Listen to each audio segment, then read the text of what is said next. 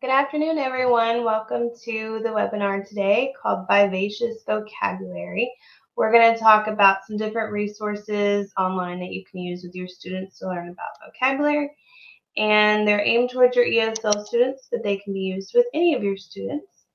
My name is Kelsey Ray, and I'm currently the librarian at Bradfield Elementary. I'm also an I3, and this is my 4th year as a librarian. I spent 6 years in the classroom teaching 1st and 2nd grade. Okay, so I'm going to share my screen and start going through some of these resources for our vocabulary students.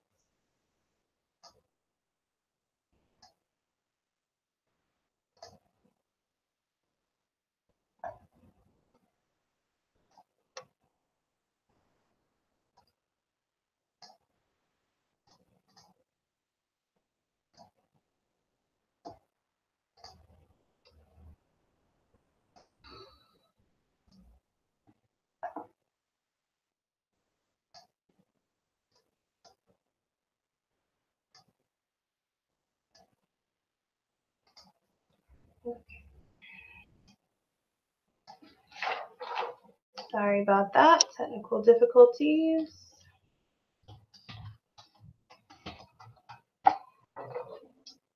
Okay, the first one is called Google Quick Draw. And with Google Quick Draw, you can practice vocabulary with a drawing aspect to it. So you just go to Google Quick Draw, and it'll ask you to draw something like draw a mailbox. And so you'll start drawing, and the computer will start guessing what it might be.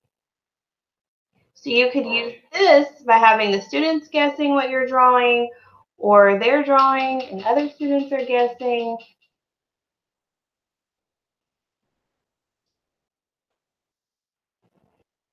And then you would just continue through different ones. And at the end,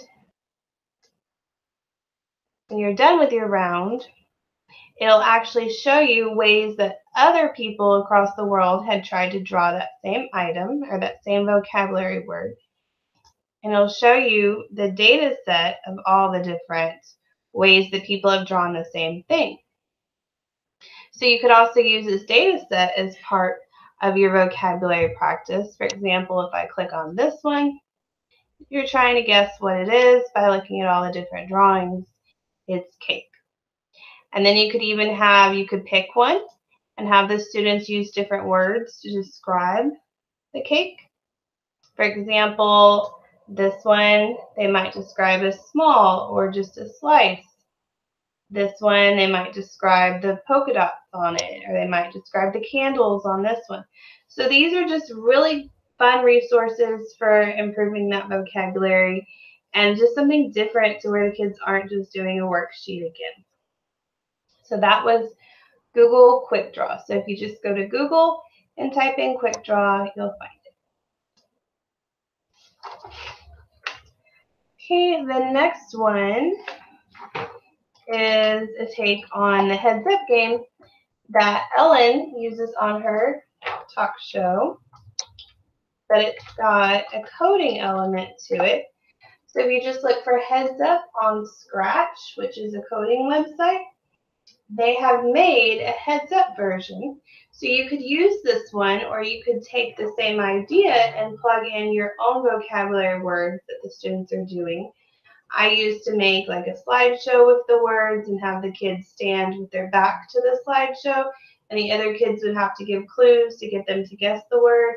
So it's just like Heads Up, but if you want one that's already made, there's this one on Scratch. When you click the green flag, it starts playing. So for example, dog, the other kids would be giving clues or acting it out to get player one to guess the word dog, but they can't say the word dog. And then it would go to the next person. Television. So they've got to think of all these other words that would make someone say television, but they can't actually say television.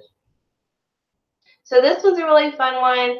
And if you were teaching coding, you could also go into how it was made with Scratch. But it's also just a really fun vocabulary activity to play. And the students get really excited. You can even have them challenge you, where you're up there and they're having to give you clues. It's a really fun one. We've got like 5 minutes before recess or that extra 10 minutes at the end of the day. It's a really fun activity to do. So that was called Heads Up, and it was on the Scratch website. If you want to get the app, there is an app where Ellen DeGeneres has the Heads Up app. That one's a fun one too. It will have more words to it. This one's aimed at kids, so it's got ones that are a little bit more on kid level. Okay, the next one is called ESL Games Plus. And even though it's got ESL in the title, this one is really good for all learners. And these games are really fun and they're different. So again, they're not doing the same old thing all the time, those file folder games. They're actually getting to play games that they would want to play even if they weren't at school. So if you start off here in classroom games, they've broken it down into different categories, so you can really find the topic that you're working on. Maybe you're working on actions, colors, numbers, parts of the body, clothes, colors, fruits. This is really good for your thematic units, especially pre-K, the farm animals. I know that's one of their units. Shapes, and then going a little bit higher, you've got your space and solar system and weather, action verbs, and so on. So they've got racing car games, they've got wheel games, they've got pirate games, rocket ship games, they've even got some Jeopardy games. And the kids really enjoy these. They don't feel like they're even like doing schoolwork. They just think that they're playing, that they're learning a lot from them. So also looking at games, they've got memory games, which are just like you think, like the old board game memory where they have to match things. They've got crocodile board games, which is like an actual board game, but on the computer, which is really nice because then you're not having to keep up with all of those little dice that get lost all of the time. And then you've got word searches, crosswords, some more matching games. And they also have vocabulary with idioms, A to Z exercises, and they have videos that you can have the kids watch. So this could become a station where they're having to watch the video and then they get to play a game. So you can break it down by topics. You can break it down by what kind of quiz you want. Here are those videos that I was talking about, and they're broken down into grade level, all the way from preschool up to 3rd grade. You've also got printables. So if you were wanting to send something home with a kid because they need a little extra practice, this is a great place to find it. And it's also got iPad mobile, so they can play these games on the iPad or Chromebook or any other kind of device that you might have in your classroom. Okay, so that was ESL Games. And so really fun activities for kids to do. A lot of bright colors. So this is aimed at your pre-K through about 3rd grade, so your younger kids. Okay, the next one is called Turtle Diary.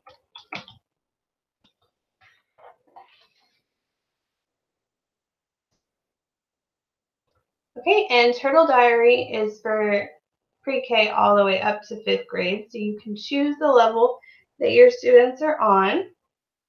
So for example, if I click on kindergarten, there's games, videos, worksheets, arts, crafts, biographies, experiments, sports, and stories. We're going to look at games.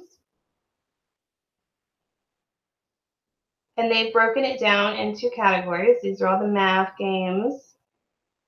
And then we have our language arts games. So they have, are you a wordsmith? They've got singular and plural, noun, prefixes, word chain, English memory, compound words. A lot of great vocabulary games here. Homophones, match the vegetable, match the fruit. Again, this is kindergarten. A lot of matching, a lot of building. word building, getting those word parts before they're able to understand what the word actually means. So we'll go back to games, and I'll show you a little bit higher level one. We'll look at second grade.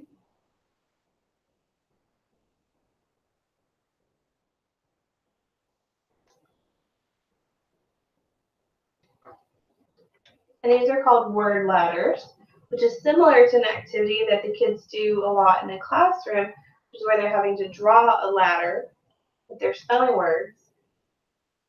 This is an interactive and fun way to do it.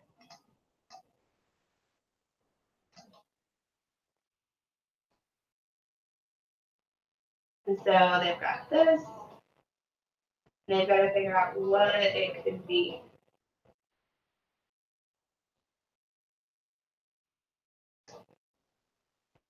Okay, so they have word ladders, they have typing games, word families. Hangman is always a favorite with the kiddos.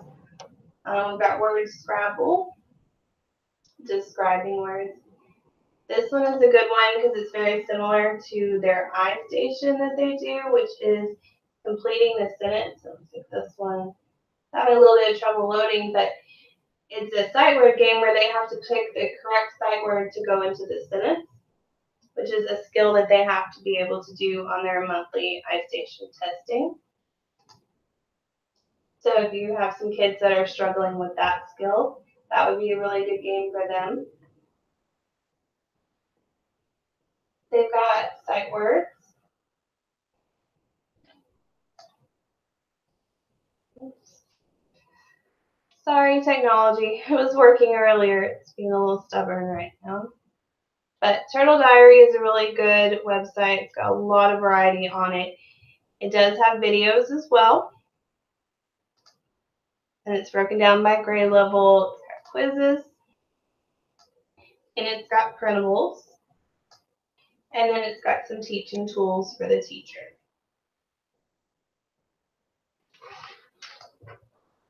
Okay, the last one is an oldie but a goodie, which is Spelling City, which I used a lot in the classroom for spelling words, but I recently learned about using it for vocabulary.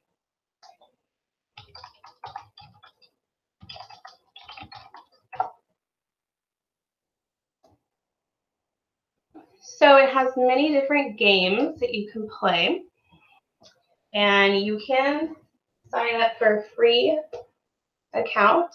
If you want to do more, you can sign up and pay for an account, but you can do a free account, and that's usually what I did in the classroom and what I continue to do in the library with my kiddos. So one of the favorite games is Vocab Test Me, and you can choose the topic. We're going to go K2. There would be more if I logged in and paid for my account or just made an account. This is just a sample one.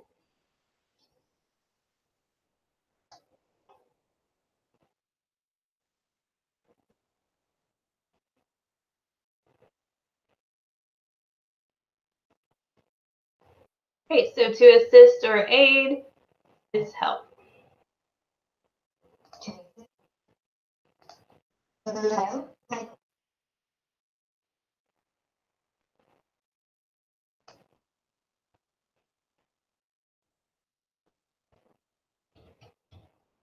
Great, so again, this is very similar to what they have to do on iStation, where they're having to match definitions to words.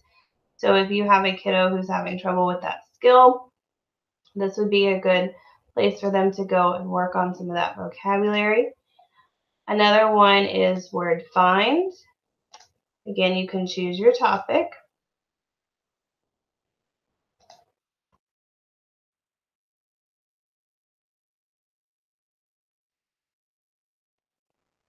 So they're having to use those letters to make different words, kind of like the game Boggle.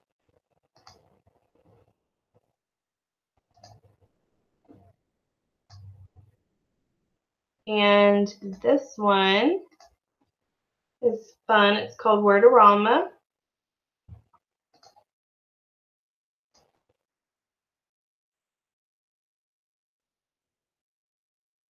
So they feel kind of like they're on a game show and they're having to find the word that matches the definition. So a paved path for walking or driving. And they get to hear that applause, and it's just a fun one. The kids get really excited when they see the little penguin friend hosting the show.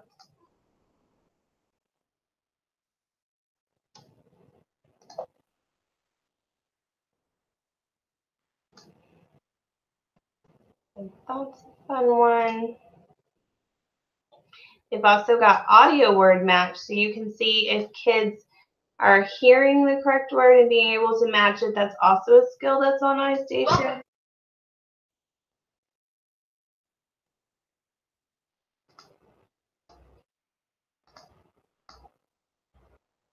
So you can see if not only can they read it, but are they hearing it and being able to match what they're hearing. Because on iStation, they'll tell them a word and they have to be able to hear it and then match it. So that's a skill that they could work on using this Spelling City with vocabulary.